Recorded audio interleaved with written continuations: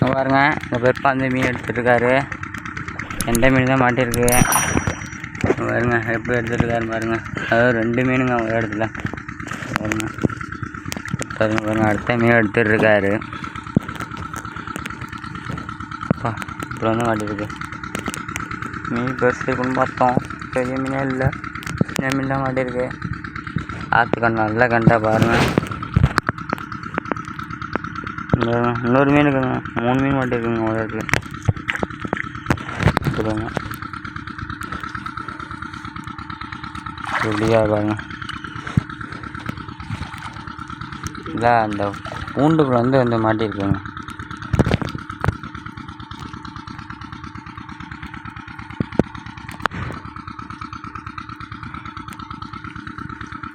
ஸ்லேப்பில் எடுத்துட்டியா இருப்பா?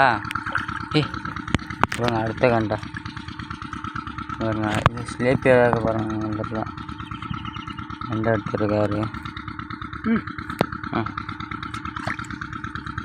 போதுமா?